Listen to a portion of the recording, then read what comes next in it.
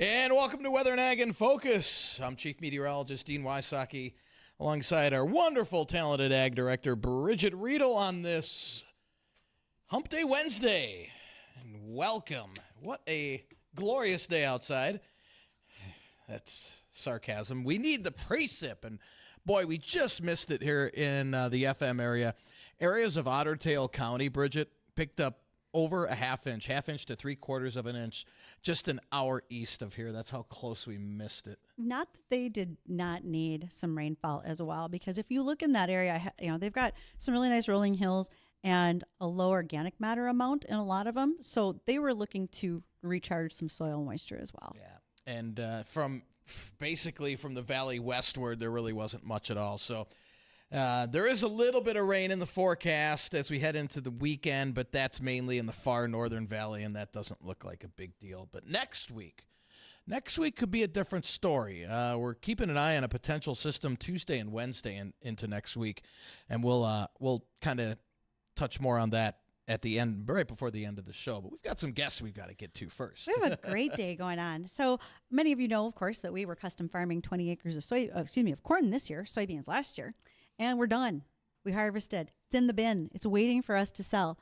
But we wanted to make sure that our beneficiary received their payment. And so that's Farm Rescue. We're joined by Tim and Dan in office today. Gentlemen, it's great to see you. It's great to see you guys. Yeah. And again, thank Nice you enough. to be here. So we were able to present a check today for $1,000 for the work that Farm Rescue does, nearing 1,200 families in 9 states. Can our amount help too? I always feel like, we should be able to, everybody should give lots more. Right. But how are we doing? Where can this go? Again, we, as a nonprofit, every dollar makes a difference, and $1,000 goes a long way for us. And we did an impact study recently that, every dollar invested in Farm Rescue, grows to 10 in the community and for that family. So that impact, can grow even further. So we appreciate each and every donation dollar, and the Here We Grow program has been so great and fun to watch too. So that's outstanding. That impact study shows that you're coming back tenfold in the community. And Tim, I'm going to ask to you, when you have started with this program, did you guys expect to grow to the demand that you are? You're probably tenfold where you ever thought you'd be. Yeah, when you ask Bill Gross, our founder, he's just total in awe of what has happened. He never dreamed that it would be like this. And so it's an amazing program, Farm Rescue is. Started in North Dakota. In 2025, it'll be 20 years. So that's huge for us, helping that many families. When you look at the North Dakota map alone, we're approaching 700 families just in North Dakota that have been benefactors of what we do, and Northwest Minnesota has been compounded as well. So it's great to see that we're being utilized, and we're becoming maybe a household name for the local area. And guys, for anybody that's not familiar with Farm Rescue, who do you give the help to? Obviously, you give help for farmers, but is there a criteria, and what do you do for them? Yeah, and again, it's all about helping farm families. That's what it's always been about. That's what Farm Rescue was founded upon, is extending a helping hand to farm families in a time of crisis. So it's an injury, it's an illness, natural disaster, kind of the 3 main qualifiers. Okay. We bring in the volunteers, the equipment to plant, make hay, help with harvest. We can feed livestock. We do some commodity hauling and hay hauling during times of drought or wildfires in western North Dakota. In which you were just talking with us about that, Yes. with all the wildfires they had out west.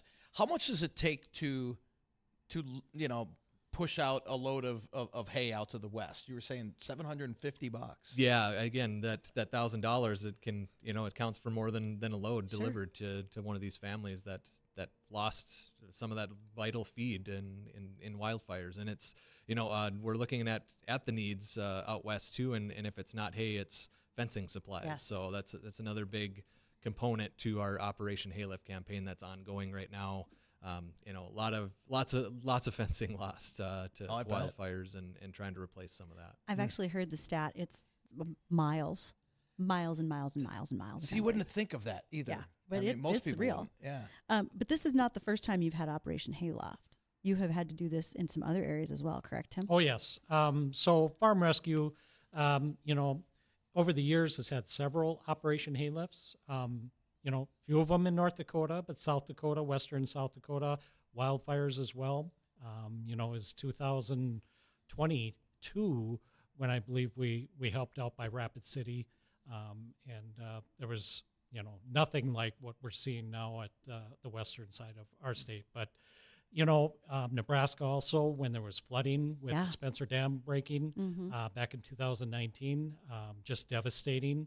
And, people just don't realize when everything is taken by a fire or a flood, how devastating it can be. But infrastructure is also gone. Roads are gone in a flood type situation. So, we have done this many times. We are a well-oiled machine when it comes to figuring this out and the logistics of getting hay from one point to another. But what I want to focus is the donors. All the hay is donated for Operation Haylift, and it's a pay-it-forward type of thing. I take a lot of phone calls. People want to donate a load of hay, 2 loads of hay or more, and this is just a great way to give back. They said, hey, way back when I was helped and got a load, helped me get through the winter with my cattle. They don't forget about it. And even state to state, it's paid back, when that happens. So we live in a wonderful area where people are just have each other's back. Boy, when you said household name, that is so true. I was on the phone having a conversation with a farmer in Iowa one day, and I mentioned Farm Rescue shortly after the wildfires, talking about Operation Haylift. And the response was, oh, they're up there too? So they know your name. They just don't know that you are from here. Right. Which I find is pretty awesome, to be perfectly honest with you. And Dan, Tim, if any of our listeners are listening, saying, you know what, man, I'd like to do something. Yeah. How do they get a hold of you guys if they want to donate either money or hay or whatever it may be? Yeah, I would say our website is kind of a one-stop shop. Again, if you're looking to, first and foremost, if you're a family in need of assistance, you can apply for that assistance right through our website. It's farmrescue.org. As a nonprofit, everything we do is made possible by the generosity of others. So if you feel called to support us financially, you can do that. Make it pretty easy through our website, and lots of buttons in different areas you can click to donate. Looking for new volunteers, you can sign up to do that. New partners, you can sign on to support us with your business. And again, there's just a lot of different ways you can help Farm Rescue. You don't have to be a farmer yourself. Right. You don't have to volunteer in the field. That, again, every dollar makes a difference, and we stretch it to its limit. So, again, farmrescue.org. But if you want to speak to someone in person, you can call our main office at 701-252-2017. You wouldn't be disappointed if someone with a CDL called and said they'd like to volunteer their time? Oh, they get attention right away. Very important to us, yeah. I bet they do. And that's not just for delivering supplies and hay. That's moving your equipment from site to site. I mean, we were talking downstairs. During harvest this year, you had 7 or 8 different harvest crews in different places.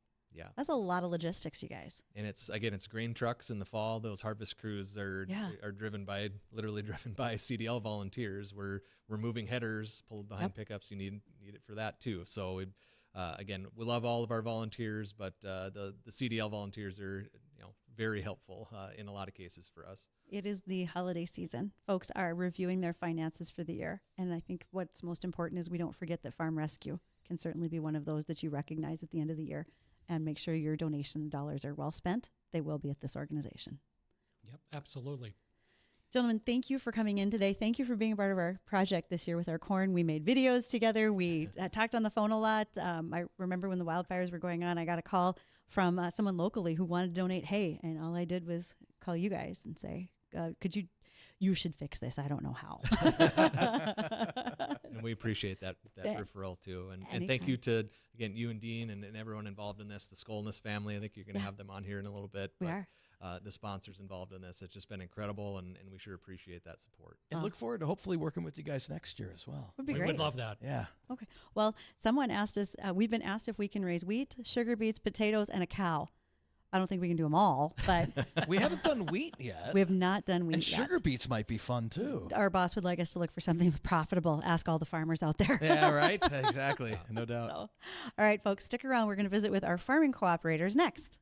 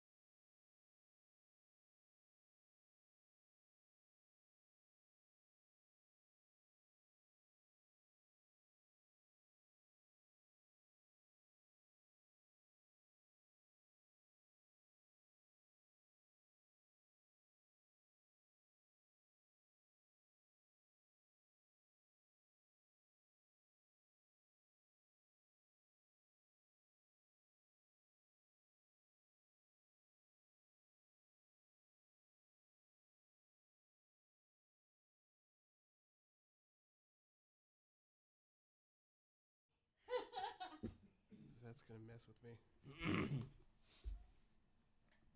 Where's my rain, Dean? I heard that one. Well, welcome back to Weather and Ag in Focus. It's 1:22 in the afternoon, and it's a special day for us here, Bridgette. And we got to give our check to Farm Rescue, and now we've got the wonderful farm team that we've been working with all along. So the fun part of doing this project is you and I don't necessarily plant a crop. We get to consult on it, we get to talk about it, but the folks that are doing the hard work, especially this year, were out by Glendon, and that would be Skolness Farms. And we've got Trigby Skolness with us, as well as Parker and Justin. So guys, just first of all, thank you for doing this project this year. Any thoughts how you think it maybe went, or why you had an interest in doing it? Oh, it's a great opportunity to have some fun with you, for one thing. But it's we like to raise corn, and that's fun for us. So we were able to put it all together. We had a great season, and we came off with a great yield. So speaking of yield, we have 3 people that got close without going over the yield contest. So Trigby sent me a message right off the monitor in the cab. we hit 194.2 bushels of corn, and we had 3 people who were in it. We hit 194. We had 3 people at 192 as their guess. Pretty close. Pretty close, 194.2 bushels. Is that about right for that piece of ground? Is that about a good average, or are we over our average on it? Average out there in our part of the country is 185, 186. So, yeah, we're above average in spite of the season starting out too dry, then too wet, and then too dry. Thanks, Dean. Yeah, there it is. Where's my rain? Yeah, there's Dean. So for those of you who listen regularly and you hear the "Where's my rain, Dean?" The real live sounders in the studio today, that'd be Parker. Yep. So who planted the crop? I did. Parker? All right. So what was your expectation when we started this project? Did you have an idea what this was all going to look like when we got to the end and how many things we were going to ask you to do? I didn't think I'd have to do that much, and I got weaseled into sitting here right now. So you offered me a free lunch, and you snagged me before I could leave. Yeah, you got to wine and dine you. Don't worry. I know your wife is enjoying this tremendously right now. I bet. And Justin, you were a part of picking our corn variety. Yeah. So that's a pretty normal day for you, isn't it, helping your farmers in that respect? Oh, yeah. There's lots to look at, lots of different varieties and genetics for different types of ground. If it's going on corn and corn ground, you got to have different set of traits on there. That way it can deal with some of the bugs out there. So, yeah, there's lots to talk about. I think we trained them pretty good, too, before we sent them to the field. I had those bags of corn working out and everything before we sent them out. That was my favorite video, the day we had the bags sitting in chairs. That's and we were yelling at them like we were coaching them. It worked, though. We beat the farm average. Yeah, went above average. Definitely did. I thought that was impressive. excellent. Yep, You have to come out and do that again. that's right. Just to make sure. Do you want me to, every year I just walk through the seed bit? Yeah, you the- might be the able to seed charge a warehouse? premium for that to go to farm. Yeah, good little pep talk. I like it. She adds corn coach to her resume. How's that? So, Trigby, when we were downstairs having lunch, I asked you, is this the earliest you've ever had everything done on the farm as far as harvest? It sure is on the early side. The corn harvest couldn't have gone too much smoother for us in our part of the country. I realize that other farmers left their crops standing out a little bit to dry a little longer. They were planted a little later, but when we started planting, we got everything in before these the heavier 3-week period of rain started. Thanks, Dean. Not going to let Oh, it go. dude, you were going to get it today. We got more sounders now. Way more sounders. Okay, so Parker was planting our corn. And as Trigby just said, y'all jumped the gun on getting in early. We had a lot of people that waited because history tells us not to get in too soon. The ground was still cold. Were you nervous? Were you thinking about replant at the time? I was nervous about the cold, more with the sugar beets though than anything. It turned out for the beets, the stuff that we put in early did substantially better. Now, guys, let's take a quick peek into next year. So, using the LRC, which we do, and it accurately worked last year and the year before, we're 5 weeks into it, and we haven't had.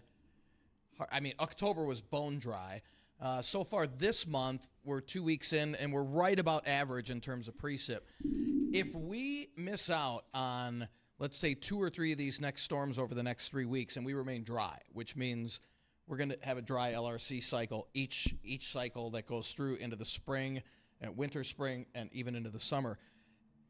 So when the cycle ends and we know what the rest of the winter and spring and summer hold, what if it ends up being that, all right, we're going to go back into drought conditions as we head into summer? How does that affect you guys? I mean, are you going to plan differently on what you're going to plant, or how does that work with you guys?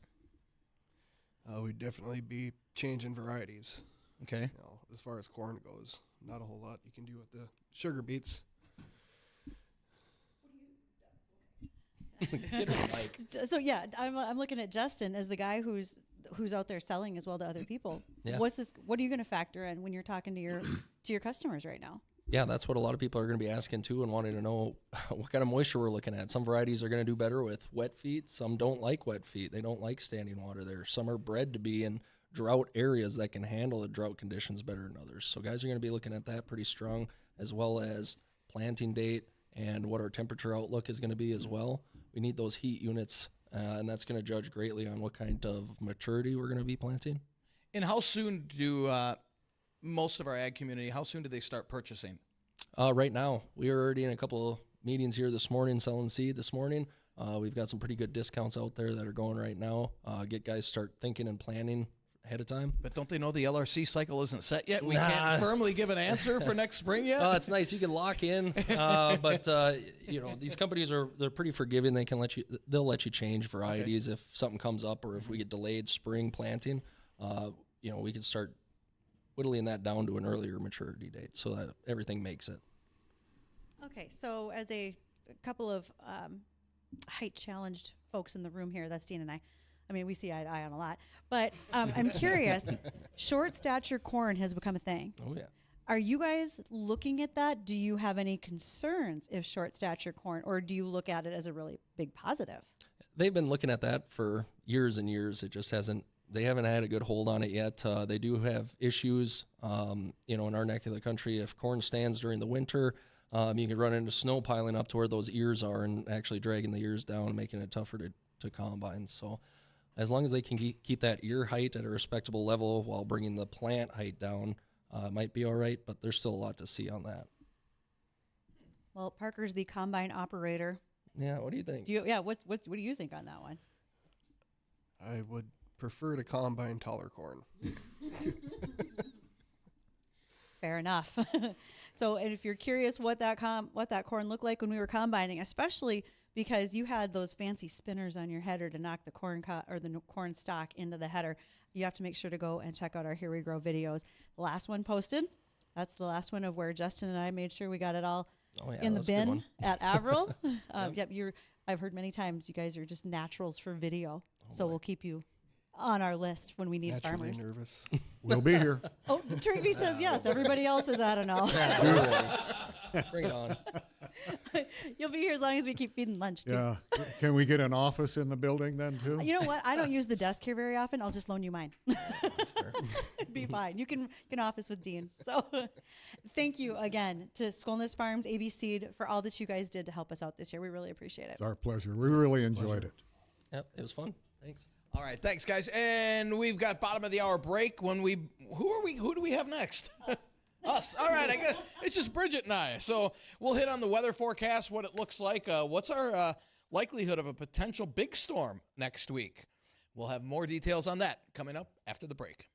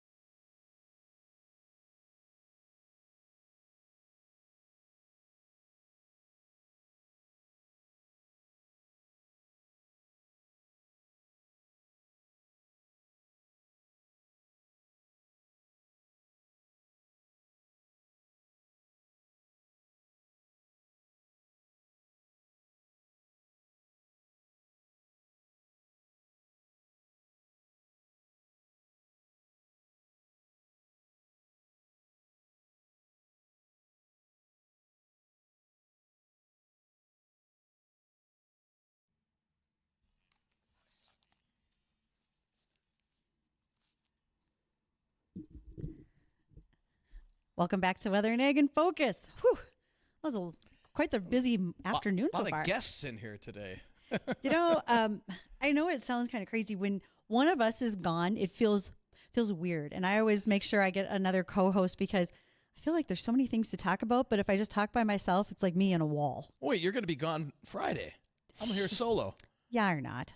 You're going to have somebody. You'll be We fine. will. Make sure you tune in Friday. We will have one of the meteorologists in charge from the National Weather Service up in Grand Forks. They are using a new experimental weather forecasting model for winter weather. This is the first year they're using it. And we invited the meteorologist who's in charge of that on air with us for Friday. He's going to explain how this model works. I've had a few people talk to me saying, well, how accurate is it? Well, we don't know because this is the first year. It's an experimental model. So they're going to tell us what they're seeing for this upcoming winter. And then we'll kind of compare that to what the LRC is going to show on the 27th and kind of see what the difference is. I'll give you a hint.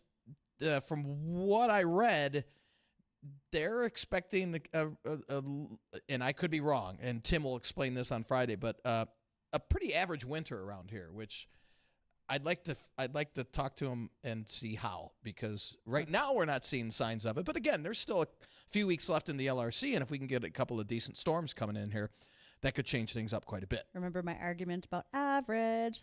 Right, exactly. Yep. Okay, so some follow-up things to our Here We Grow project, because we had just a tremendous project with folks this year. We beat the farm average. We came in at 194 bushels. We literally have 3 winners for our rain gauges, 2 rain gauges and 1 grain gauge, and I'll be notifying those folks after the show today so that they can come on in and pick up their prizes. 2 rain gauges. Yeah, I had 2. Oh, you had the 2 people I that had were. 2 that's right. non-farmers That's right. who hit the same number. They guessed 192 bushels. And then we had an active farmer who also called out 192 bushels, and he farms up in northern Minnesota. Cool. So these were the grain gauges. You can see them on our live stream today. I have it right on the counter. And the grain gauge is from IntelliFarms out in Castleton. They were kind enough to just call us up out of the blue and say, we'll give one of those away with your project. We love that. Nice. Thank you for bringing us the grain gauge. And then additionally, you'll see our rain gauge there as well. So a lot of fun things going on. Also, Great Harvest Bread Company, Cassie. I called her yesterday and said, could I get some cookies to take to the studios on Wednesday? Because we had people coming in for lunch, and she did a fantastic job. Everybody downstairs said, those cookies are about the size of my head. And they were and delicious, too. Fantastic variety platter that she put together for us. And she'll be in once a month with us here through the end of the year. So we get to keep sampling. But if you have meetings, like our farmers who just left said they had seed meetings this morning. What a great place to go and get some goodies to share with a cup of coffee while you're visiting with a customer. That'd be an awesome spot. One other thing that I've got going on, we always have our Cooper, our mascot that came from one of our listeners. But then I have, and I have to say this very slowly and carefully, I'm holding up my flat farmer Fanny from Florida. Okay, so you've heard of, what's the kids project when they do the flat person, right? Flat Stanleys, I think they were called. Okay. So now I have my flat farmer, and she's going to spend the next 2 weeks with me. So every time we go somewhere, I'm supposed to take pictures and then report back to the Harrison FFA chapter in Florida as to what happens in ag in North Dakota. She's already gone to Marion, North Dakota with me. We saw giant corn piles. Yesterday we had an office day. It's a little easier. She could sit a little bit. If it gets colder, I'm going to have to make her a paper doll coat. Are you feeding her okay? She looks a little anorexic. She could really use a pork chop. She's a little thin. And she's short. Well, she fits in well with us then. She's the same size as Cooper here on the desk. So, if listeners are wondering, what are some things that I'm doing with her, you can send us messages, ag@flagfamily.com. And also, I would love it if folks say, hey, make sure to tell those kids in Florida this about North Dakota agriculture, weather, and so much more. And so I will be happy to share all of those little tips and ideas that all of you have been sending in. Thank you for doing that. Speaking of weather, did you talk about the weather special coming up? I mean, we got a guest on Friday, but there's more. We've got our guest on Friday who will be talking about this new experimental weather model that they're using up at the National Weather Service in Grand Forks. He'll give us his idea of what he thinks is going to happen this winter. I think I called him Tim. It's Tom earlier. Tom will be explaining what they're thinking, what our winter looks like. And then our winter weather outlook using the LRC special, that will be November 27th. That's Wednesday from 2 o'clock till 5 on the Jay Thomas Show. I'll be on there along with Gary Lezak, and we'll be breaking down what we think the upcoming winter looks like. I'm sure we'll be having plenty of phone calls.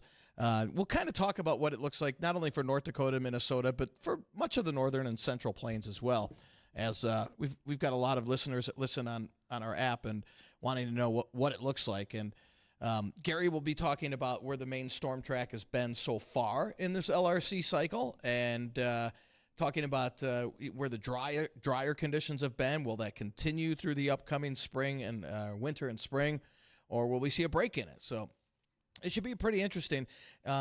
It's totally unlike last year, believe it or not. I mean, as dry as it's been, it's still a lot different than last year, and it's still unfolding. We still just don't have that concrete answer. Like down to our south, I think in the Central Plains, it's a little more clear cut because they've been in the main storm track, and each cycle that track it'll shift a little bit, but it'll generally remain in the same area. So I'll use this as an example. So today, that storm system missed us just to the east, where areas of Otter Tail County picked up over a half inch to some spots 3/4 of an inch of rain. Well, you translate that into us getting nothing, and then if that was snow, there'd be a very sharp cutoff in that snow line. Is there a chance that track could shift a little further west or east from when it comes in the next cycle? It sure could. So we have to keep an eye on some of these storms that have been very close to us. We had one early in the season that missed us. It hit areas out around Bismarck. We've had some that just scoot off to our south and east. We've been right on that line of literally something, appreciable and something non-existent. So it's gonna be a tricky winter. Yeah. I mean, because we're gonna be right on that fence line on a couple of these storms. That's why we need a couple of bullseyes that just smack us on right on the, just like Tyson is gonna smack Paul on Friday night. Okay, you say a bullseye, and all I can think about is, oh God, where am I going to be on the road? Exactly. We need to take one on the chin for Mother Nature on one of these storms to really kind of put us at ease a little bit, that, all right, at least we know that one storm is going to come through, or those two storms for sure are going to come through each cycle. Yeah. And we just don't have that set in stone yet. Well, speaking of things that are coming up, or we're looking at a cycle, so to speak, we cycle through some good guests. And you mentioned Fridays. I'm very excited about tomorrow's guest. Okay, we have an author calling in. He writes equipment books, and he follows things like the history of John Deere, Farmall, Case IH. And his name is Lee Clancher, and his book is called Snoopy and the Spy.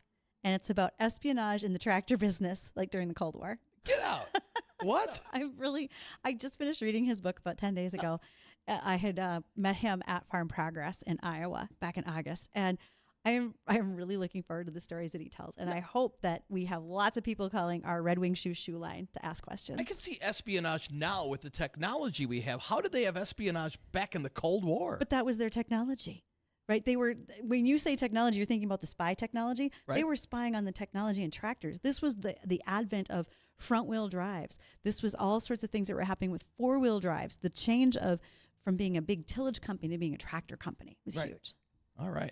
And we've got a caller, Tom, on line one. Tom, welcome to Weather and Ag in Focus. What's your question today?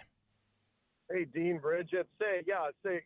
So we get all uptight about the weather. Where's it going to be? Whatever. Go back to the 70s, where we have a chalkboard, or we have a dry erase. Didn't even have a dry erase board. This is where the storm will be within 200 or 300 miles. When you guys can get it down as close as Otter Tail County, and say it might back up a little bit, that is extremely detailed weather forecast, and that is excellent. We should not complain about a few miles. And Tom, that was also when we had variations in our weather and a lot more snowfall and a lot drier summers because that beat the average of 30 years. Good Yep. point. Yep.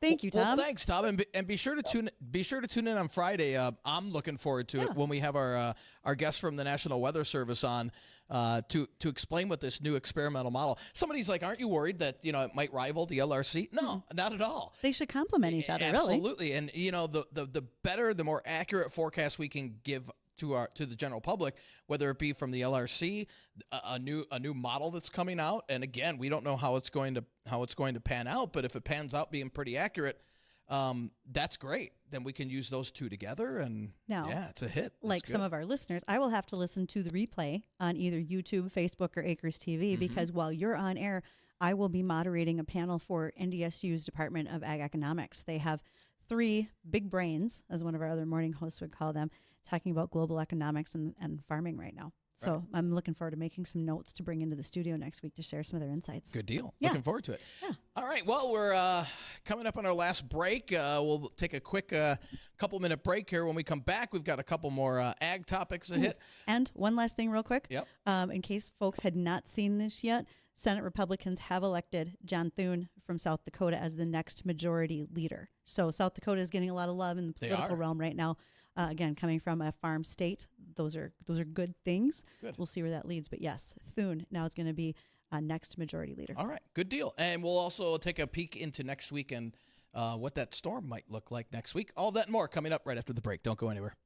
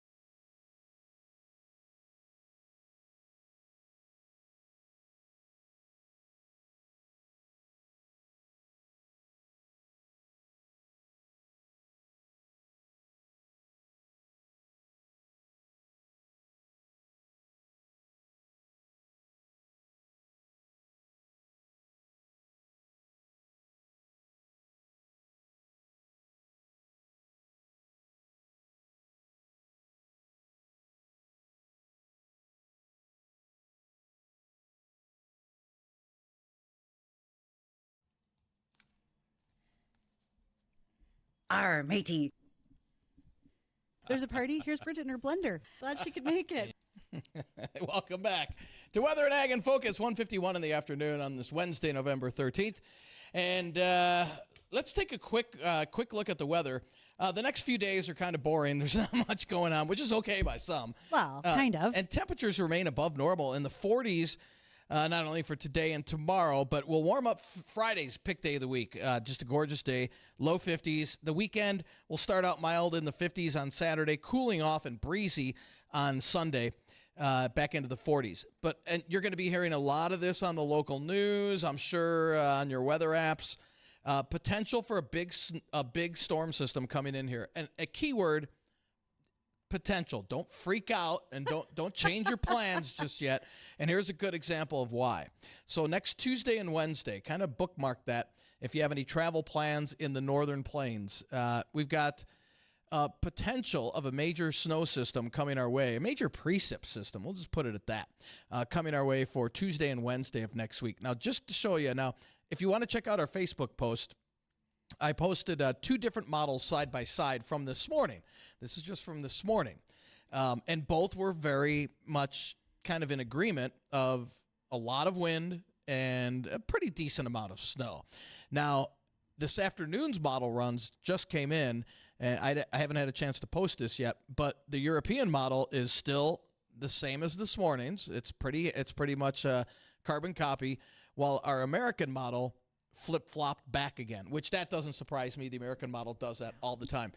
So the American model had no snow over us, where the morning run it had about 4 to 5 inches. Now the European model has been consistent with about 5 to 6 inches, 5 to 8 inches of snow right in that general area, along that 94 corridor into northern Minnesota as well, with the potential of 40 to 45 mile an hour winds with that as well. So next Tuesday and Wednesday, again, and it's one of those things where the main storm track so far this season has been just to our south. So if this misses us just to our east and just to our south, it wouldn't shock me at all. I mean, it wouldn't. But again, we're getting at least better indications that this has a slightly better chance of moving a little further into our area opposed to far east of us. Well, I would definitely say the timing is right. We have the potential for a storm, but the timing is also right because of where we're at in the calendar.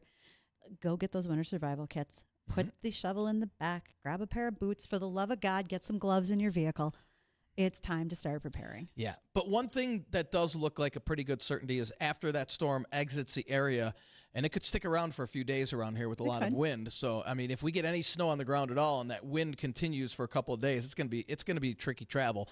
Yeah. If we miss it, it's going to hit Minnesota. So it's either going to hit the Dakotas or Minnesota or all three. We'll have to see how the track of that unfolds. But after that storm departs, it looks like we get into a much colder regime, more typical for the middle and latter part of November. Well, and I heard someone at our sponsors lunch today say, could it be winter? And I mean that in a good way. If you're in the farming community, you're kind of wanting to button things up.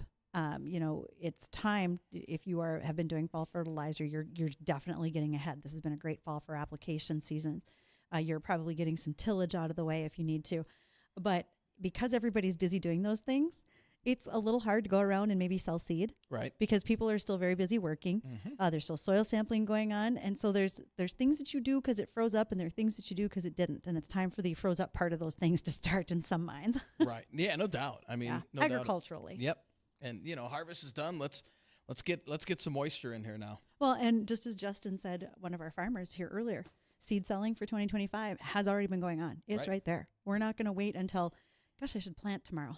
What do you think I should plant? Mm-hmm. No, we're ahead of the game on that. And like he said, it's you can change it up. Sure. Because if we know that we're going to have drought conditions now going into spring, let's say this next system totally misses us. That's not good, because that's 2 or 3 key storms that have missed us just to our south and east. Yeah. So things are coming along pretty well, I would have to say. And if you are looking ahead to what things that are coming up in the ag world or what affects us, we have a lot of listeners out in the Tioga neighborhood, and there is a benefit for the wildfires for the folks who have lost homes. There were a couple of gentlemen who lost their lives. And so really, we want to make sure that they are well supported. And that is taking place this Saturday, the 16th in Tioga from 11 to 4.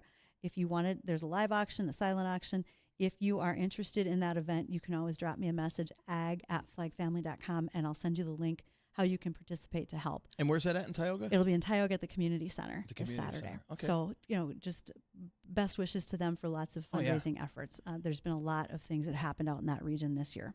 And they continue to have major drought conditions out there as well. You so. told me on the break that's not a positive, I no. might add. And, with these storms, the main storm track being just to our east, that does not benefit the western Dakotas at all. So No, not at this yeah. point. Hopefully that'll change a little bit here over the next few weeks. So as a positive, Mhm.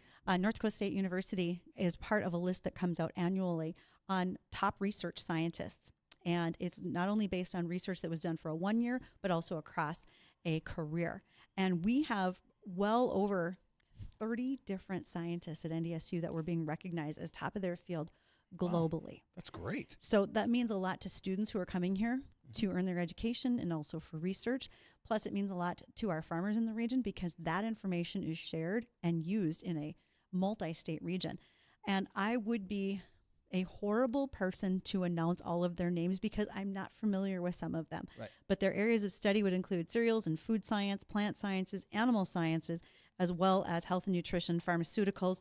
Then additionally, again, just a number of them, especially in animal science and plant sciences, where we really shine and have over many years. That's a huge kudos to NDSU. Very cute. We've got a lot of folks that are retiring from NDSU, particularly in extension as specialists, but they've been there for 25, 30 and plus years. So Right. it's just time for that new generation to come in, and they're going to be great.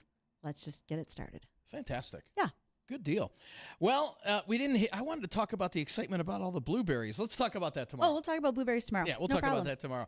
So for Bridgette, myself, and the whole crew that joined us this afternoon, I want to thank you for joining us on Weather and Ag. Don't go anywhere. Jay Thomas Show is coming up next.